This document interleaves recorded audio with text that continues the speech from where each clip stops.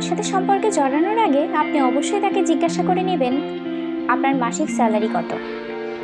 এটা লজ্জাজনক কোনো কথা নয় বা কারোর সম্মানে আঘাত করার মতো কোনো কিছু। আসলে এটা জীবনের বাস্তবতা। আপনি এমন একজনের সাথে সম্পর্কে জড়ালেন যে নিজেই চলতে পারে না। সম্পর্কের মুহূর্তে শুরুতে সবকিছু ভালো লাগবে। আপনি হয়তো আবেগবশত বলতেই পারেন ভালোবাসাটাই আসল। ছেলের ইনকাম একটা সময় ঠিকই হবে। হয়তো সেই ইনকাম কবে হবে তার জন্য দিন গুনতে গুনতে অন্যদিকে একটা সময় পর মেয়ের বাবা মা অবশ্যই তার মেয়ের জন্য উপযুক্ত পাত্র খুঁজে বিয়ে দেওয়ার চেষ্টা করবে।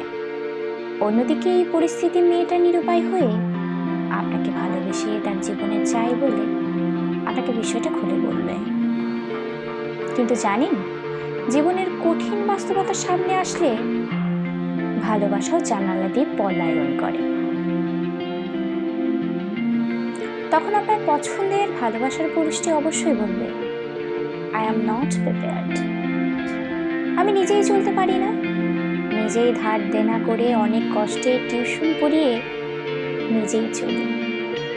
আমি কিভাবে তোমার দায়িত্ব নিব, কিভাবে বা দুটো পরিবারের দায়িত্ব পালন করব।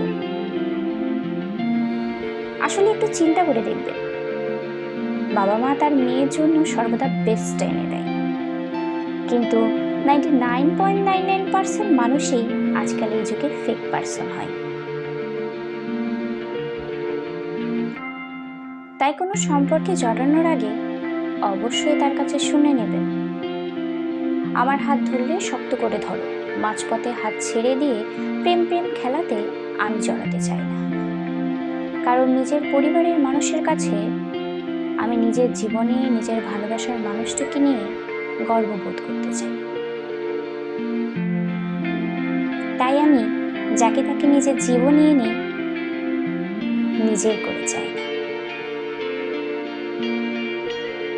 যদি তুমি আমাকে সম্মানে গ্রহণ করতে পারো, মর্যাদা দিতে পারো, তাহলে আমার জীবনে এসো।